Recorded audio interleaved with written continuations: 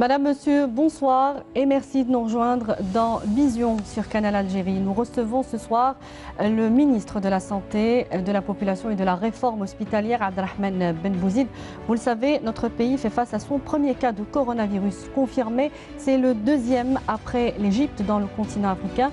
Quelles sont donc les mesures prises par le gouvernement pour éviter une contagion massive et avons-nous les moyens de lutter contre cela dans le cas échéant? A-t-on pris la mesure de cette épidémie dès le début qui tend désormais à avancer plus dans le monde qu'en Chine où le rythme de transmission est en déclin selon l'Organisation mondiale de la santé? Nous parlerons également des réformes nécessaires, voire urgentes, pour en finir avec un secteur de la santé malade dont a hérité le nouvel exécutif. Quelles seront les priorités du premier responsable de la santé en Algérie? Monsieur le ministre, bonsoir. Merci d'avoir accepté notre invitation. Bonsoir, madame. Alors, le sujet en question qui a été identifié est mis en confinement, mais on le sait, il a certainement été en contact avec des dizaines de personnes durant son séjour en Algérie. Est-ce qu'il peut y avoir d'autres cas non identifiés à présent sur le territoire national? Vous voulez parler du ressortissant italien? Oui. Le cas confirmé. Comment? Le cas confirmé. Le cas confirmé, oui. C'est à ce jour le seul. Nous avons été informés le 25 de ce mois que 2 ressortissants italiens présentaient quelques signes respiratoires. Un essentiellement qui en présentait beaucoup. Il est arrivé d'Italie le 17, il a passé une nuit à Alger, puis il a pris l'avion, il est... Jusqu'à Ouargla. Jusqu'à bien loin de Ouargla. Pour ne pas inquiéter la population de Ouargla. Il a pris l'avion de Hassim Saoud vers sa base, de 170 km en plein désert. Donc c'est pour éloigner un petit peu la crainte de la population. Et là, c'est le médecin de la base qui a constaté donc ces signes et qui a fait le prélèvement, qu'il a envoyé à l'Institut Pasteur pour les 2 ressortissants italiens. L'un est indemne, l'autre a eu un résultat positif. On l'a su en fin de journée. On l'a tué pour l'annoncer de façon officielle. C'est le ministre qui annonce, c'est une inquiétude à l'échelle du gouvernement, ce n'est pas un fait banal. Donc nous le savions, j'ai attendu le journal télévisé pour l'annoncer de façon officielle. Avant de parler de communication, est-ce que vous avez retracé donc son parcours, notamment dans l'avion, et les personnes qui ont pu être en contact avec lui? Bien entendu, mais cela s'est fait très vite, c'est-à-dire dès qu'on a eu, vous savez, très vite, on a eu l'information, ça a précédé de quelques heures le journal télévisé. Donc on l'a mis en isolement et on l'a mis sous contrôle médical et on a pris toutes les mesures nécessaires sur les lieux de résidence. Ça a été fait très rapidement. Puis on a fait l'annonce. Donc il se pourrait qu'il y ait d'autres sujets? J'y arrive, bien sûr. Je vous dis les étapes chronologiques, n'est-ce pas? Et dès le soir, donc on a pris des mesures et il est venu par vol à l'Italia, donc Alger, il a passé la nuit dans un hôtel, donc on a retracé tout l'itinéraire. Aussi bien le manifeste, c'est tous les passagers, on a pu les identifier, le passage à l'hôtel, toutes les personnes qui ont eu un contact, une proximité, et puis même l'avion qui l'a transporté et le petit avion qui l'a transporté de Hassim Saoud à sa base. Donc ils vont subir des tests? Alors non, pas forcément des tests, pas forcément. Ils sont mis en quarantaine, c'est l'attitude universellement admise. Et puis on fait des tests, bien sûr, essentiellement ceux qui présentent des signes respiratoires. Et là, il est isolé. Alors toute la base aussi est isolée, c'est-à-dire tous sont mis en quarantaine. Je vous rassure, il va bien. Il va bien. Même la société italienne qui l'emploie a fait aussi un communiqué, parce qu'elle a des liens, elle a des contacts téléphoniques qui se trouvent bien. Nous n'avons aucune personne de la base ou de ceux ou celles qui l'ont approché qui présenterait des signes inquiétants. Très bien. Ceci dit, je suis heureux de dire que beaucoup de citoyens eux-mêmes se sont présentés dans les hôpitaux en disant que nous avons, de peur peut-être, mais peut-être un élan, n'est-ce pas, nationaliste, en se présentant dans des hôpitaux en disant voilà, nous avons été en contact et pour subir les tests. Il y a parfois des excès. Ce matin, j'ai reçu une information quand même de grande importance concernant un sujet qui se sentirait mal et tout, qui a été mis en quarantaine. Mais en faisant les mêmes démarches qui sont faites par mon département au ministère, c'est-à-dire l'identification de toutes les personnes et leur l'histoire plus que les signes qu'ils présentent, parce qu'on peut avoir une simple grippe. Rappelons que les symptômes du coronavirus sont très proches Tout à fait, mais de la grippe saisonnière. La chose fondamentale, c'est le contact. C'est après avoir voyagé dans un pays où sévit cette épidémie, il y a un foyer ou bien de contamination. on se rend compte que ce monsieur qui a été à l'origine de toute une inquiétude a quitté la base le 15, alors que l'Italien n'a rejoint la base que le 18. Il est arrivé le 17. Donc on a écarté, parce qu'il y a tout un foyer d'inquiétude relayé par les réseaux sociaux dans une région à propos de cette personne. Alors tout de même, la communication est jugée rapide au sujet donc, de ce premier cas confirmé de coronavirus chez nous. Cela a tranché avec le traditionnel mutisme des autorités sanitaires sur les épidémies qui ont pu toucher notre pays. Avez-vous mis en place une stratégie de communication effective à présent désormais, maintenant que nous avons le coronavirus ici en Algérie? Traditionnel mutisme. Non, moi je suis un enfant de la santé. Quand il y a eu des situations comme celle-ci, aussi bien le MERS. Il y a eu des couacs de communication sur le choléra, des couacs de communication sur le choléra, la rougeole. Peut-être, maintenant il y a de meilleurs moyens de communication. Ce qu'il n'y avait pas peut-être en 1995 et en 2002-2003. Maintenant tout s'est développé. Puis et en essentiellement, 2018 aussi. Alors votre stratégie de communication? Alors la stratégie de communication, c'est d'abord... au début, nous étions épargnés, n'est-ce pas? Donc on ne pouvait pas se prononcer. Le corona a éclos en Chine, puis les premiers cas, c'était un petit peu la Corée du Sud, les Philippines, Taïwan, les 2 premiers décès, ça nous semblait un peu loin. Donc bien sûr, on était en observateur, on avait déjà pris des mesures, puisque on a rapatrié les Algériens qui étaient en Chine, et on les a mis en quarantaine, dans des conditions honorables. Ils ont quitté les lieux, ils sont rentrés chez eux. Et on a interrompu la desserte sur la Chine, mais on restait sur nos gardes.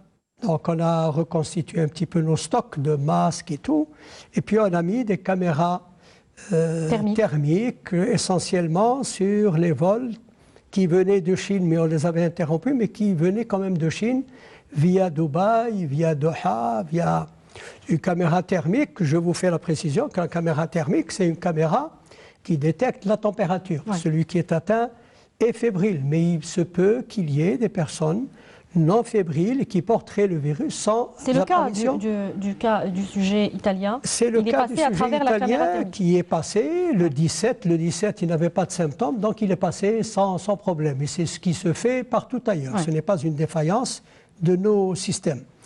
Donc cela se passait en Chine. Bon, bien sûr, nous écoutions, nous observions tous les communiqués, puis nous étions sur nos gardes. Maintenant, c'est à 2 pas de chez nous. C'est chez nous? De chez nous, c'est l'Italie.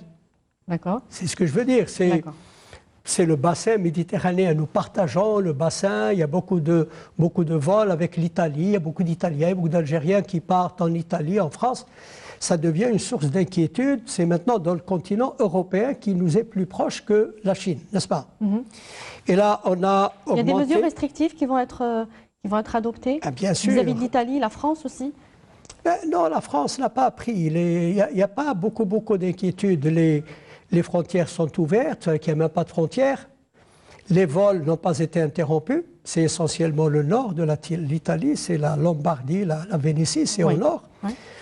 Il n'y a pas eu d'interruption, ni de vol, ni de train. Quelques particuliers qui ont refusé, des routiers, etc. Mais il n'y a pas eu de mesures à l'échelle de la souveraineté, si vous voulez, vis-à-vis de l'Italie. L'Italie, contrairement à l'Iran, qui est un autre pays beaucoup plus touché, avec des morts, tous les postes de frontières avec l'Afghanistan, avec l'Irak, avec l'Arménie, avec tous. Donc l'Iran est isolé, l'Italie n'est pas isolée. Non, je parle des mesures restrictives à notre niveau, monsieur le Non, ministre. je vous ai dit que l'Italie, n'ayant pas subi de mesures restrictives de la part de pays qui ont plus de, il y a des dizaines de milliers de passagers, particuliers ou par train ou par avion, qui passent par l'Italie. Rien à voir avec nous. Et puis il y a aussi les recommandations de l'OMS. Nous sommes sur nos gardes, c'est-à-dire que si des pays ici, maintenant il y a un peu plus de 500 infectés en Italie, s'il y a une intensification et tout, il est clair que le gouvernement va prendre des mesures. Donc ça se fera au jour le jour. On a renforcé sur les vols en provenance d'Italie. Très bien. On revient donc à ma question sur votre stratégie de communication. Rapidement, est-ce qu'il y a quelque chose qui ressemble à des cellules de crise, comme on peut les voir en Europe? Il y a une cellule de crise. Alors, hier, il y a eu une émission à la chaîne 3 à une heure de grande écoute par le directeur de la Docteur Foura. Docteur Foura, la prévention. À 11h, il y a eu une conférence de presse. Il y avait beaucoup de micros, donc beaucoup de journalistes. Il a donné toutes les explications nécessaires. Et puis, il a avancé un numéro vert, le 30-30. Bon. C'était ce qu'il était entendu de faire. Seulement, les gens se sont pressés. Moi-même, j'ai appelé le soir. Ça ne fonctionnait pas. Oui, il se trouve qu'au niveau du ministère, c'est un système analogique et qu'un numéro ne suffit pas, il en faut beaucoup. Alors les gens commençaient un petit peu à paniquer, ce qui est tout à fait normal. Alors on a pris des mesures ce matin. Très bien. Nous avons un serveur avec 12 lignes et qui vont être renforcées. Là, au niveau de la direction générale d'Algérie Télécom, qui nous héberge, et nous allons faire autant au niveau du ministère. Ils vont travailler H24, 24 sur 24. Vous pouvez essayer, vous faites le 30-30, on vous répond.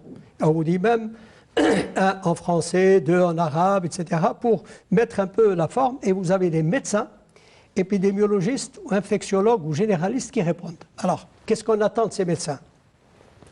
Ils vous orientent, ils vous questionnent. Une douzaine de médecins, n'est-ce pas? Ils sont 12. Ils sont 12, ils vont être 12. Ils sont 8, jusqu'à il y a un moment, ils sont 8. Et 8, ils font face. Ils seront 12. 12 jusqu'à 18h, 12 le lendemain, essentiellement le week-end. Ils seront renforcés par une équipe au niveau du ministère.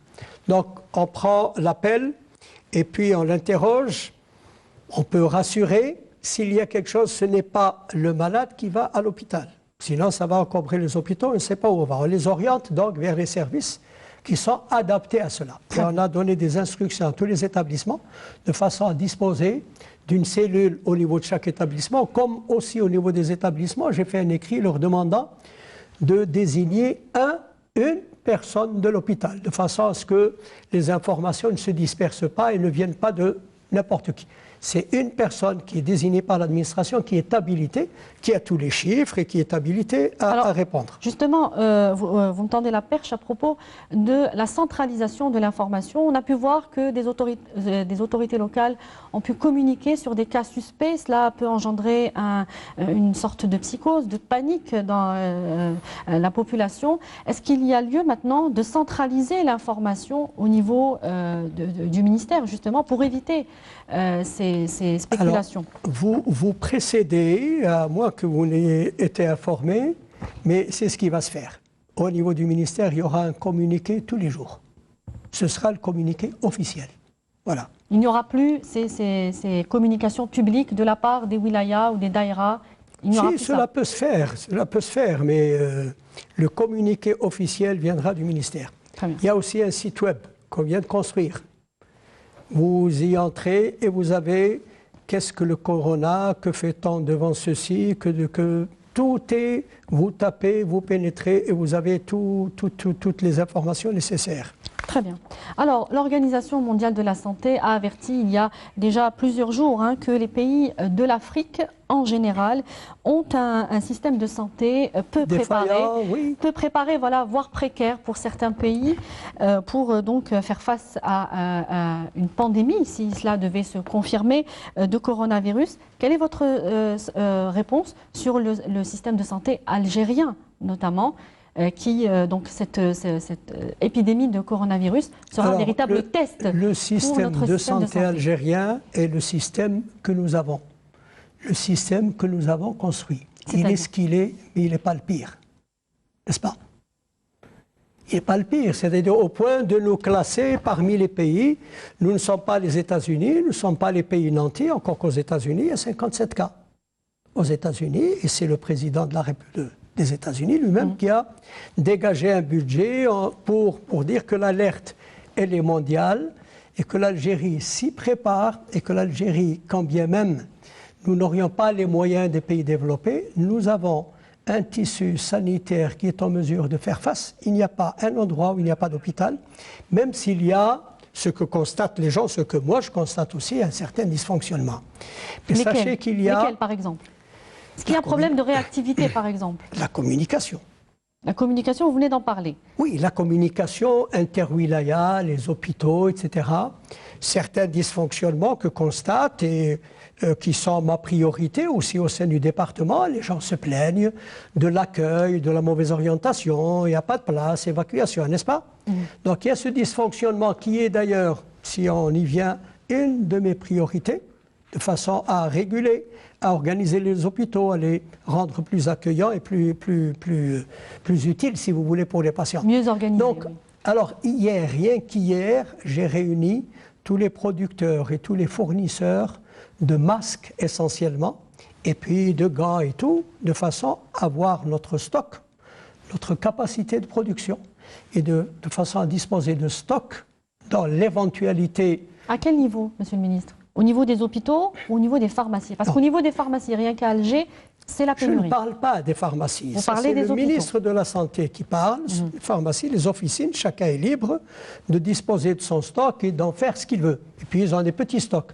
Moi, je m'adresse aux grandes structures qui produisent ou qui importent la matière première et qui font les masques. Je vous dirais que beaucoup ont déjà... comment dirais-je, vendu. Tout simplement parce que bien avant qu'il n'y ait le premier cas, il y a beaucoup de privés et autres qui se sont approvisionnés, c'est tout à fait normal. Ouais.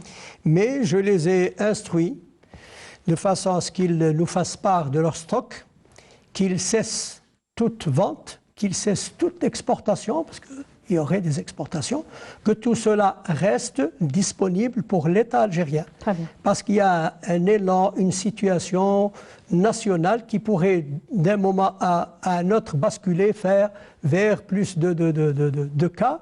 Et là, on aurait besoin. C'est la chose peut-être la plus importante que nous sommes en train de faire. Très bien. Et j'ai quelques points positifs dans la mesure où ils sont mobilisés pour travailler 3 fois 8 de façon à avoir un stock de masques essentiellement. Important. Voilà. Alors, on sait que seul l'Institut Pasteur dispose de moyens pour effectuer des tests diagnostiques spécifiques. Comment allons-nous donc renforcer? Est-ce qu'il va y avoir un renforcement de cette capacité? Ce sont les mesures. Et à quel niveau? Bien, ce sont les mesures. Des mesures ont été prises, des mesures sont en train de se concrétiser maintenant, y compris celle-ci, parce que on ne peut pas importer tous les réactifs pour des pathologies que nous n'avons pas.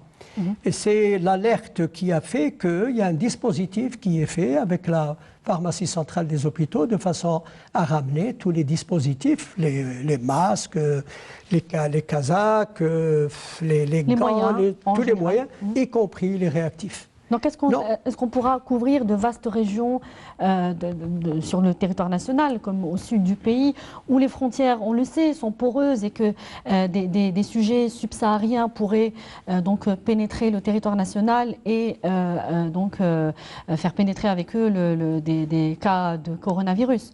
Est-ce que nous pourrons faire face à ce type de je situation? ne veux pas aller dans l'alarmisme. Mais je veux quand même rassurer. Rassurer, vous aurez un communiqué du Premier ministère tout à l'heure, que c'est une préoccupation majeure du gouvernement. Donc ce n'est pas que le ministère de la Santé. Je suis en contact avec le ministère des Finances, de façon à le pourvoir pour l'achat, ministère du Commerce, pour stopper d'éventuelles exportations, avec les finances aussi.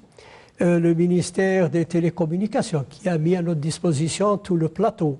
C'est-à-dire qu'il y a une convergence d'efforts, une mobilisation.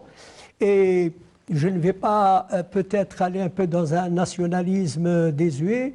L'Algérie a cette capacité très particulière d'affronter des situations dans toute son histoire et d'avoir résolu pas mal de problèmes. Alors une dernière question sur le coronavirus. Malgré, vous le dites, l'Algérie a traversé notamment des épidémies ici. Nous n'avons jamais bénéficié d'un institut national de veille sanitaire. Pour quelles raisons? Est-ce que ça pourrait faire partie de vos projets aujourd'hui? Un institut national de veille, c'est-à-dire un département avec du personnel, avec l'infrastructure et tout. Le ministère de la Santé veille sur ce qui est santé. C'est différent. C'est différent. Un institut de veille est indépendant déjà du ministère et pourrait donc apporter beaucoup. Si le besoin se fait sentir, si par exemple, si on sort indemne de cette situation ici, dans la suite, on peut avoir des situations similaires, peut-être que cela deviendrait une préoccupation et pourquoi pas un institut de veille. Mais je peux vous assurer qu'au ministère, on veille, on a presque écarté tout, on ne s'intéresse qu'à ça. Parce que la situation, ce n'est pas ce qui se passe chez nous pour rassurer le concitoyen. Oui. C'est-à-dire cette préoccupation que j'ai, bien entendu, c'est pour mes frères et sœurs algériennes. Mais nous sommes beaucoup plus à l'écoute de ce qui se passe ailleurs. C'est ce qui se passe ailleurs qui va se répercuter chez nous. Ici, on a pris nos dispositions. S'il n'y a pas de cas importés ou si on n'en importe pas, on s'en sort bien. Le problème, c'est que nous avons des passagers qui vont, qui viennent. Ici, d'autres pays qui nous environnent ne sont atteints. On ne peut pas arrêter les gens. Voilà. Donc, c'est beaucoup plus essentiellement l'Europe, parce que nous sommes un pays du bassin. Donc, c'est cela. Mais je peux vous assurer, je le dis sans démagogie aucune, que le gouvernement, ce gouvernement qui ne cesse de dire la nouvelle Algérie, cela veut dire quoi? La rupture avec des procédés du passé. Je n'incrimine en rien ceux qui m'ont précédé, chacun a fait. Mais enfin, vous connaissez la situation actuelle de l'Algérie, on veut restaurer la confiance, n'est-ce pas? Parce qu'il y a des dysfonctionnements, je parle de mon département, tout le monde s'en plaint. On est passé devant l'APN, si vous aviez écouté tous les députés qui réclament, qui parlent de dysfonctionnement, il y a un état de la santé qui fait que beaucoup de concitoyens ne sont pas contents. J'ai des instructions fermes, mais je pense que si vous le souhaitez... Oui, on va justement en parler. Vous avez dressé 3 grands axes ou 3 grandes priorités dans votre secteur que vous allez prendre en charge, qui sont donc le domaine de la maternité, les urgences hospitalières et l'oncologie. Est-ce que vous considérez que c'est de là que vient le mal essentiellement dans le secteur de la santé? Non, je ne considère pas que le mal vient de là. Non, pas du tout. Je considère un programme du gouvernement, un programme du président de la République. Je suis ministre de la République, n'est-ce pas? J'ai un président, il a un programme. Ce programme a été évalué, soumis à l'APN, soumis au Sénat et validé. Donc j'ai une feuille de route. Dans cette feuille de route, il y a beaucoup à faire, mais on ne sait pas tout faire. Il y a des priorités, il y a des choses qu'on fait en douceur, sans dire. Il y a des choses qui vont se faire après. Il y a des choses à faire immédiatement, parce que c'est l'appel des citoyens. Voilà. Donc, et si je vous en parle, c'est bien ça. Touchés. Je peux régler quelques petits problèmes, mais qui n'auraient pas d'impact. Et les gens diraient, qu'est-ce qu'il fait, ce ministre? Il y a des préoccupations. Vous avez parlé de la maternité. Concrètement, oui. Vous avez vu les images de la maternité. Insoutenable. Inadmissible. Je vous le dis, en ma qualité de chirurgien, de père, d'époux, j'ai des filles mariées, inadmissible qu'une Algérienne à plus d'un demi-siècle de l'indépendance soit considérée de cette façon dans un établissement, c'est-à-dire à 2 ou 3 par lit, parfois par terre, et on leur demande dans certains endroits de ramener les matelas. Or, ce ne s'agit pas d'une question de moyens. Et c'est pour cela que je parle de dysfonctionnement. S'il s'agissait de moyens, on me demanderait des scanners partout. Non, on ne peut pas. N'est-ce pas? Ça coûte cher. Je dis partout. Je n'ai pas dit pas de scanner. qu'on ne me reproche pas de dire que... Mais on ne peut pas. Il y a une validation, un scanner ici, pas ici. Celui-ci sert celui-là, n'est-ce pas? Mais c'est cela le dysfonctionnement. Je peux vous dire que dans des maternités, 3 femmes par lit et un service à côté est occupé à 30-40% ou 50%. Est-ce normal? C'est cela le dysfonctionnement. Alors j'ai instruit tous les directeurs de wilaya et tous les directeurs d'hôpitaux d'agir dans les services comme étant eux-mêmes les ministres. Il ne faut pas qu'ils soient timorés, qu'ils se cachent derrière le ministère. Vous êtes le directeur, il y a 3 femmes par lit, ce service est occupé à 40%, vous prenez les lits. Vous prenez une unité. Donc une optimisation des moyens. Il ne faut plus qu'il y ait 3 femmes par lit. C'est clair. Moi, je ne veux pas que ma fille ou ma belle-fille aille, vous savez, une grossesse. Excusez-moi, je le dis de cette manière.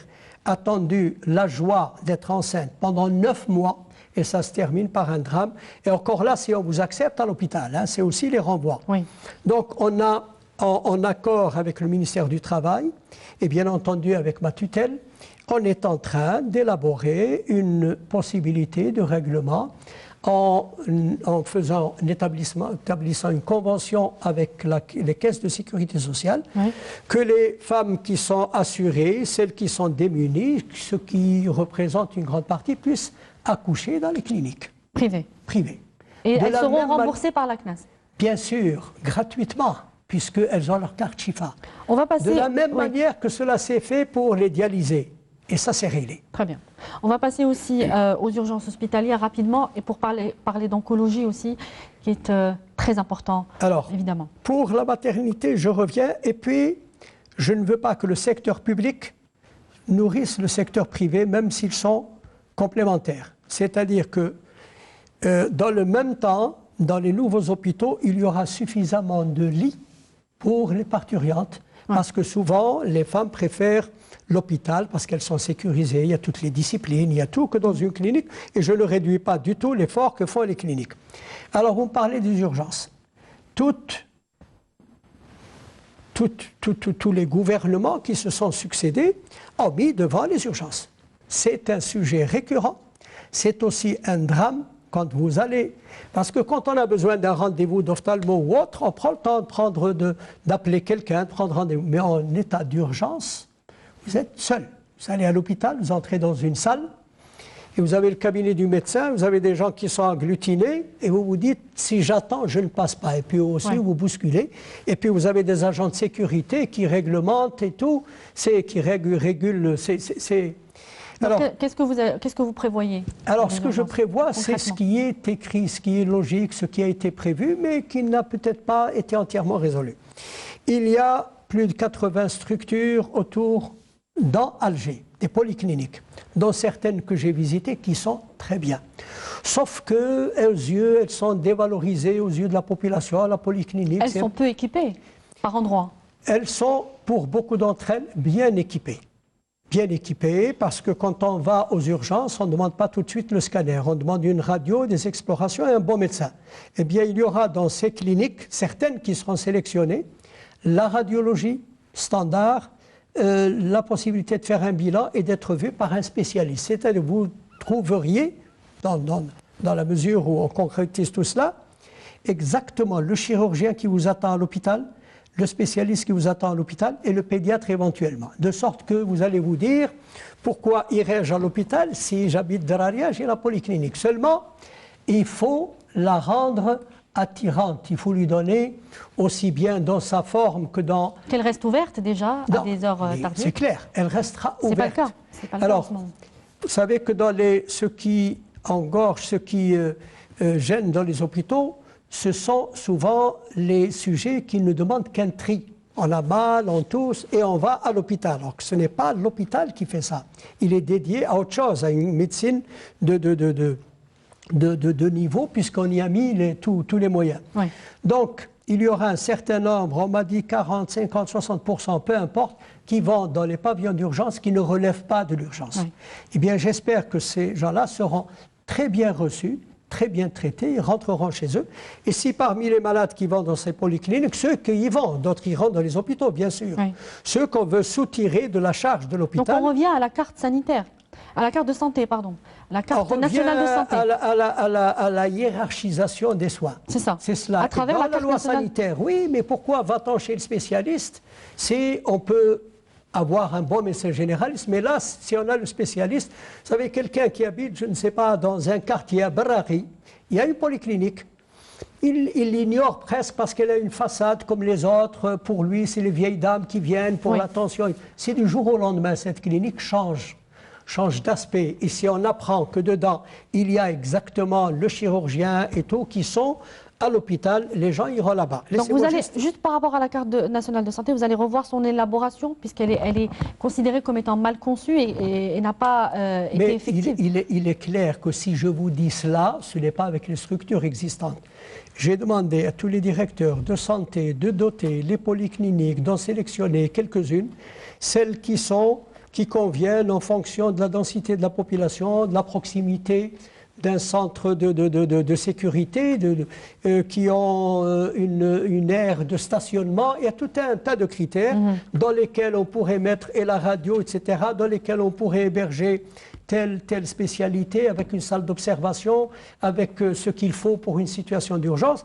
Et les patients qui arrivent là-bas, qui sont vus et qui ne sont pas de la polyclinique, qui demandent un avis, ceux-là iront à l'hôpital. Soit par les moyens qui leur ont permis de venir, soit par une ambulance qui sera sur place. C'est-à-dire, l'objet dans tout cela, c'est d'assurer les mêmes soins, pas obligatoirement à l'hôpital, et de façon à ce que les gens soient servis près de chez eux. Et désengorger les hôpitaux. Voilà, c'est cela, désengorger. Et donc renforcement des polycliniques, c'est ça? Du nombre de polycliniques? Pas du nombre. Nombre des moyens, là. tout simplement. Le nombre est là. On ne peut pas les renforcer toutes. Il y en a plus de 80 à Alger. 10, 12, 15, 20, c'est une sélection. Je ne le fais pas tout seul.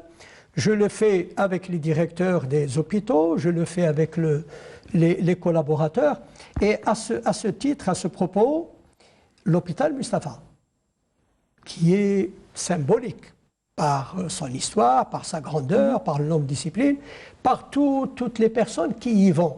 Allez essayer d'entrer à l'hôpital Mustapha. Vous êtes bloqué au rond-point. Oui. Il y a les visiteurs, il y a les médecins et il y a les urgences. Vous avez beau dire j'ai une urgence, on vous dit vous retournez. Alors sur l'oncologie, Monsieur le Ministre, parce que le temps avance. Très rapidement, le pavillon d'urgence de Mustapha, si cela se réalise, aura une entrée et ce sera une structure toujours dans Mustapha, mais en dehors de l'hôpital Mustapha. Alors l'oncologie, c'est la troisième préoccupation. Vous savez que le cancer est une maladie inquiétante et qu'elle s'est développée pour des tas de raisons, que le meilleur traitement reste la prévention. La prévention, elle se fait. Elle se fait, la prévention, sur tous les axes, aussi bien l'environnement que la cigarette, que les produits, que les gaz des voitures, que toutes ces conserves avec tous les colorants et tous les... Bon. Maintenant, il y a des cancers. Il y a des cancers un peu partout. L'État algérien a fait depuis bien longtemps des choses absolument fabuleuses. Et qu'est-ce que vous prévoyez, vous, désormais? Alors, je prévois uniquement d'utiliser d'abord le tissu existant. Il y a en matière de radiothérapie quand même une cinquantaine d'accélérateurs qui sont un petit peu partout et d'autres qui sont prêts à être mis en usage et à être inaugurés et renforcés. Quant à l'oncologie, ce que les gens connaissent tous comme étant la chimiothérapie, c'est-à-dire le traitement. Et radiothérapie. Il y a... Comment? Et radiothérapie aussi? Non, la radiothérapie, je vous ai dit, il y a 50 accélérateurs de radiothérapie. Très bien. Et quand on installait encore à Médéa, à Adrar, à La Guat et tout. Donc on considère aujourd'hui qu'on a suffisamment d'accélérateurs et de moyens pour... On a suffisamment le problème, d'abord un problème de personnel, de ressources humaines. On est en train de les former. Un autre problème, c'est celui-là qui est source de soucis. Les rendez-vous. Oui. Les gens partent. Et puis il y a le nomadisme. Vous savez, les gens sont inquiets. Il a besoin de radiothérapie. Il va à Batna, il va à Constantine, il va à Naba. Pour assurer un rendez-vous. Là, le premier qui m'appelle. Et là, ça encombre. Et ça fait du nomadisme médical, dans beaucoup de disciplines d'ailleurs. Alors, on m'a ramené un rendez-vous de Mustapha, 22 octobre. Vous imaginez quelqu'un à qui on annonce qu'il a un cancer, que sa survie est liée à la radiothérapie, on lui dit le 22 octobre. Alors, je crée un réseau, on est dessus. Tous les centres de radiothérapie seront reliés à un data center et on aura une visibilité. La manière, il y a les techniciens qui sont en train de le faire, on l'installe à Mustapha, au ministère, peu importe. L'objectif est d'identifier, de voir, d'avoir une visibilité sur tous les rendez-vous. Quand quelqu'un vient, monsieur, vous avez un rendez-vous ici dans 6 mois. Mais il ne pourra pas s'inscrire. Vous allez à Alouette, c'est dans 2 mois. Si vous voulez à Adrar, c'est dans les 15 jours. Voilà. Et les gens pourront se déplacer. Et j'apporte la précision qui est importante, c'est qu'à côté de ces centres de radiothérapie et d'oncologie, les gens ont un peu de compassion pour cette maladie, sale maladie, n'est-ce pas? Oui. Eh bien, Kain Diyar Rahma. Et je suis disposé à installer, à louer, à arranger par tous les moyens à côté de ces centres, par exemple à Adrar, si quelqu'un va à Adrar pour avoir un rendez-vous rapproché, un gîte et un lieu où il sera hébergé. Voici l'humanisation. Donc pour la radiothérapie, il y a suffisamment, mais c'est les rendez-vous qui posent problème. Alors, il ne reste plus beaucoup de temps, Monsieur le Ministre. Le temps, il y a beaucoup à dire. Il y a beaucoup à dire. Alors, un mot, vraiment rapidement. J'ai 2 questions pour terminer. C'est encore la difficulté de couvrir en couverture médicale, je veux dire, le Sud et les hauts plateaux. Le service civil ayant montré ses limites, on l'a vu. Qu'est-ce que vous prévoyez pour maintenir notamment les spécialistes? Je vais essayer d'aller rapidement. Je vous dis ce qui s'est fait. Une mesure concrète. Alors, concrètement, il y a un service civil qui a montré ses limites, n'est-ce pas? Oui. Je peux détailler, dommage qu'on n'ait pas beaucoup de temps, je vous dirai les aspects qui n'ont pas donné le résultat souhaité au service civil. Alors, on a demandé aux médecins généralistes originaires du Sud sur un certain nombre de spécialités. Si vous voulez faire cette spécialité, nous vous accordons la possibilité sans passer le concours. Donc, vous venez à Alger, il faut avoir 5 ans d'exercice. Oui. J'estime, pour moi, qu'un médecin généraliste qui a eu 5 ans d'exercice au Sud, ils ont tout fait. Il a fait de la cardio, il a fait de la césarienne, ils ont tout fait du fait de la vacance de ces postes là-bas. Et l'obligation d'exercer 6 ans, hein, voilà. Donc, après. Bien sûr. Oui. Donc, il a déjà une maturité médicale. Il ne passe pas de concours, mais il subit pendant 5 ans les mêmes épreuves, la même formation que son collègue d'Alger. Et il passera le même examen. Lorsqu'il aura son diplôme d'études médicales de spécialité, il s'engage à travailler dans le Sud pendant 6 ans. Pour les mesures incitatives, Alors, les mesures incitatives, je ne vous donne pas de chiffres, mais les médecins qui acceptent d'aller au Sud ont leur salaire et un salaire, enfin, j'exagère un peu, ils ont un salaire véritablement qui les conforte, d'autant qu'on essaye d'agir pour qu'ils aient aussi des logements qui soient dignement. Ils ont des mesures incitatives qui font que beaucoup acceptent d'aller dans le Sud. La prime du service civil, par exemple, pourrait être maintenue après La prime est maintenue. Nous sommes en train de voir aussi dans quelle mesure on va l'étendre à d'autres spécialités qui acceptent d'aller dans le Sud. C'est-à-dire que l'État a mis tous les moyens. Parce que qu'est-ce que nous disions avant ? Moi, je veux bien aller au Sud, mais donnez-moi un bon salaire. Je pense que c'est jamais suffisant un salaire, vous le savez bien. On s'accommode, on s'habitue à ce salaire, on veut plus. Mais je vous le dis, le salaire d'un médecin spécialiste dans le Sud n'a rien à voir avec ce qu'ils avaient avant. Ils sont satisfaits et s'il y a une revalorisation, elle se fera sans problème. Monsieur Abdelrahmane Ben Bouzid, je rappelle que vous êtes le ministre de la Santé, de la Population et de la Réforme hospitalière. Merci d'avoir répondu à toutes nos questions ce soir, même si on n'a pas pu tout dire, bien mais dommage. Il faudra revenir pour souhaité dire beaucoup parler de choses, de vos priorités et des chantiers que vous allez engager. Oui, c'est tout ce que je demande, c'est que bon, je démarre dans le secteur, il y a beaucoup à faire. Et il y a toujours un temps à laisser à tout responsable, un temps, je ne saurais dire combien, pour voir se fructifier, se réaliser les choses que nous pensons faire. Et je rassure mes concitoyens que je suis déterminé et que je ne suis pas le ministre d'Alger. Si je vous parle de toutes les villes d'Algérie, puis des priorités s'amorceront et se feront très rapidement. Très bien, merci Monsieur le Ministre. Merci à vous également de nous avoir suivis. On se retrouve très prochainement. Excellente suite des programmes sur notre chaîne. Bonsoir.